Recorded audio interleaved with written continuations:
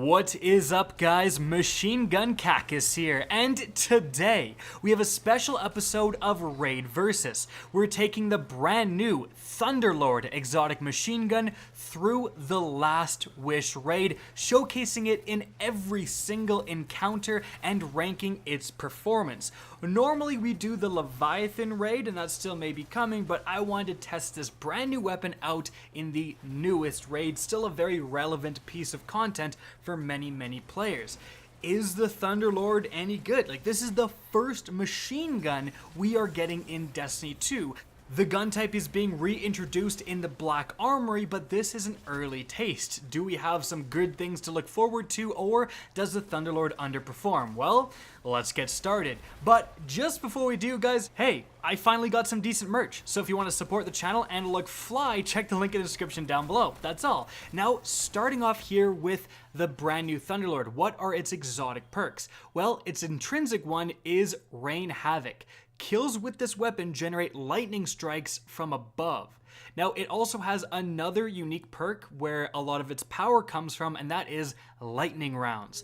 This weapon fires faster and more accurately the longer the trigger is held. Continuous damage generates lightning strikes. So that's actually very important. Not only are you causing arc explosions and lightning strikes and everything when you damage a group of ads, but you're also causing that extra damage against a singleton ad. So that's really boding well for this weapon. It should be good against large groups of ads, and it should be good against singleton targets, not to mention the increase to the rate of fire when you hold the trigger. Well, is it actually? Well, let's find out with the Kalli encounter. The first part of this encounter has you simply defend your plate. You don't have too much to deal with, but there are going to be shadow thralls trying to get you. And the Thunderlord is predictably amazing against those guys. Like, you have a 62 round magazine, it's fully automatic, but like one shot, one headshot will kill those shadow thralls. So it's no problem to just squirt off a few rounds, if you will. Wow, that's a weird word.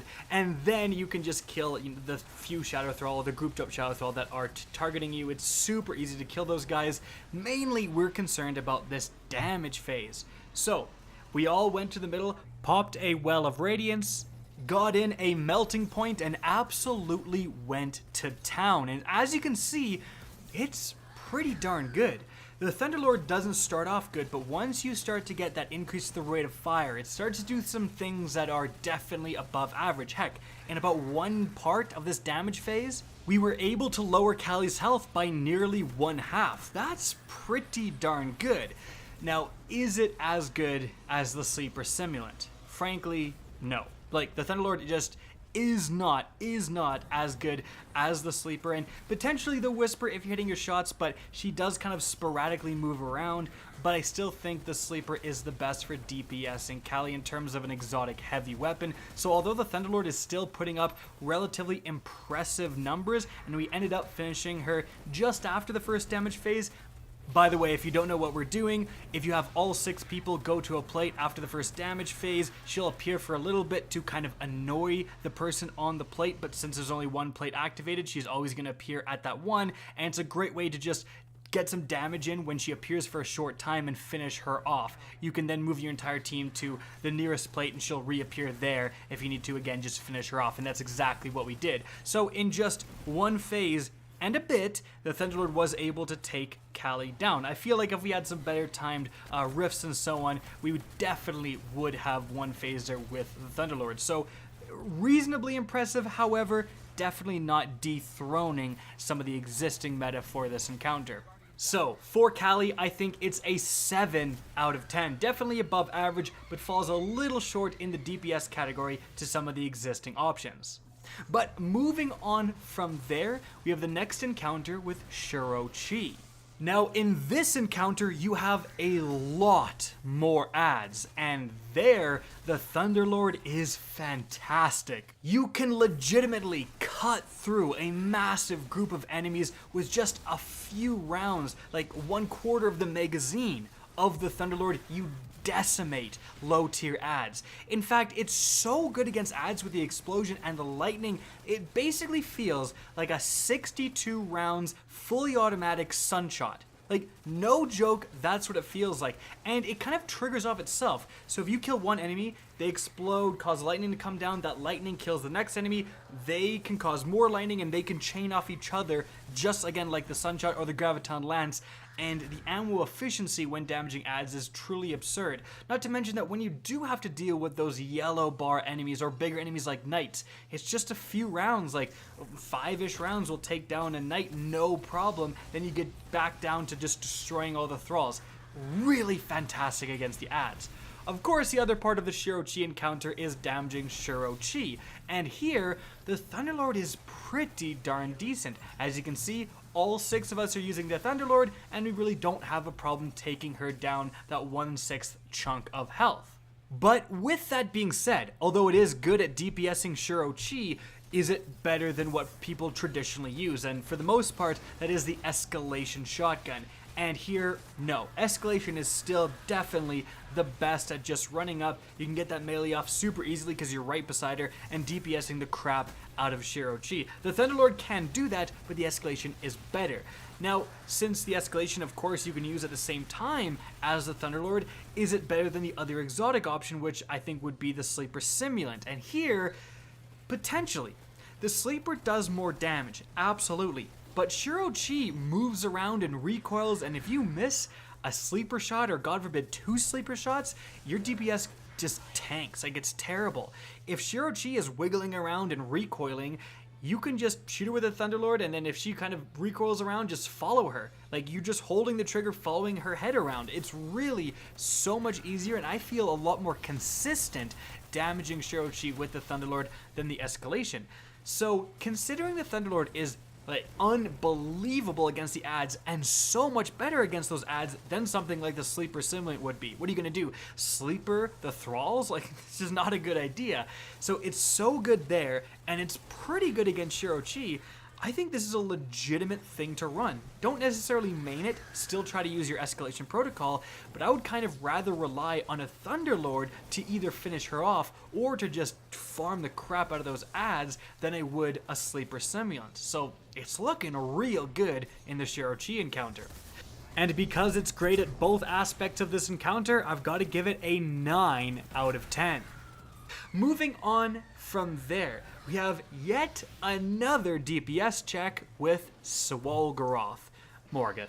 And here we have a pretty big part of the first encounter that really involves you killing a lot of adds, and just like before, the Thunderlord is putting in work. The adds spawn in groups, and there's a lot of like low tier adds. One shot or just a couple of shots will light that one ad up with lightning bolts, and it'll just spread, and you can kill. Like, it feels like you're using a Graviton or a Sunshot for its ad killing capabilities, but you're not. You're using a Thunderlord, and it's as good as those weapons at just clearing out adds. So in the first part of this encounter, again, fantastic at just murking adds, which you kind of do need, right? If you're running all these precision weapons, if you're running the Whisper and all this stuff, and Escalation Shotgun, it's kind of annoying to go in and try to kill the Eye of Riven, and there's a bunch of Scions and so on meleeing you, and it can cause some problems. Just being able to shoot a couple rounds, like a burst from your Thunderlord, clear all those guys out, and then go in, finish off the Eye with your Escalation Shotgun, that seems like a legitimate strategy. Now, what about actually damaging Swolgaroth? Well, here we did the Escalation strategy in that you go right beside him to just get some easy crits, just so we wouldn't miss anything like that. So we're not using our Escalations, we're all using Thunderlord, but we're just in the same position as if you were, and as you can see, we one-phased him. We one-phased him easily. Man, that Thunderlord, it really just picks up. Once it's getting that high rate of fire combined with Lunafaction boots and a Warlock Rift so that you automatically reload, you are able to do some disgusting things in terms of DPS. It looks a lot better here than it did on the Kalli encounter. Again, easy one phase. So, in the Morgeth encounter, I mean, I don't think you could ask for anything more. 10 out of 10 in this encounter. It's the perfect weapon. Alright, so moving on from there, the next encounter is the Vault encounter. How does the Thunderlord perform here? Well, there's a lot of ad clearing. There's a lot of killing ads, and as we've talked about, the Thunderlord is unbelievably effective here, and it remains unbelievably effective in the Vault encounter. Like, you're just able to rip through ads. You never have ammo issues. Like, I thought you'd be expending a lot of ammo, but just throw on like one heavy ammo finder and you should be fine, because your 62 round magazine, you only need, again, like just a quick burst of 1, 2, 3 shots to clear out a group of ads, and it's just absurdly ammo efficient for a heavy weapon. So against the ads, fantastic. But what about the higher tier enemies? There is some Eye of Rivens you have to deal with. There are the knights that spawn and try to get to your plate. Against those guys, Eye of Riven, fine, takes them down pretty darn easily. Against the knights, like, those are the most powerful enemies you're going to be facing in this encounter. And it does take around 1 full magazine to take those guys down, but I don't think that's that bad, especially because once you start shooting with the Thunderlord, and again, that rate of fire starts to pick up, you're going to stun lock your knight almost immediately. Like, he's just going to start really flinching and recoiling, and you don't have the problem where, God forbid, you miss with the Sleeper or the Whisper, whatever else you're using. So I feel like you can take down knights pretty darn easily with the Thunderlord without having to reload. One person, at 600 light, of course, because can take one of these knights down solo, and that to me is pretty impressive. But here again, we kind of have the debate we keep on having, and this is one of the most amazing features about the Thunderlord, I believe, is that, okay, when you compare it to the Sleeper, which a lot of people do run to take down those knights, it's not as good. I do feel like a few Sleeper shots you'll also get him to stun every time you hit him, and it just does so much damage. The Sleeper may be better against those knights, but if you're not particularly fighting the knights, against everything else, the Thunderlord is better, way better than the Sleeper. So that, I feel, is the strongest thing about the Thunderlord, is that it's a gun that's good at everything. It's good at clearing out the trash mobs, right? But it's also good at DPSing the crap out of the larger, higher tier enemies. Like, the fact that it can one-phase Swolgaroth, it shows how good it is at just raw DPS, and the fact that it's just melting through ads in the Shuro Chi encounter shows how good it is at those trash mobs. Whereas other weapons, again, like the Sleeper, you're specializing in just one thing. In that case, boss DPS. The Thunderlord does it all. And again, that makes it fantastic. In this encounter, I think it's a really, really good weapon. I would say 9 out of 10 in the Vault. Alright, now moving on from there, we have the massive encounter against Riven, Big Daddy Riven. How does the Thunderlord perform here? Well, what we did is kinda cheesed him. We're showcasing how much damage the Thunderlord can do. I didn't cover this initially for whatever reason. Now everyone knows about it regardless, so that was pointless, I guess. But what you can do is simply, all 6 people go to one side. If he appears on that side, you just DPS the crap out of him. You have a very short window, but if you can do enough damage within that window, you just go to the final damage phase instead of having to do all the other stuff in this encounter. There's other things you can do, like if he doesn't appear on the side you go to a specific area and you join allies, which makes you go up to the top, you drop down to the other area, stuff like that.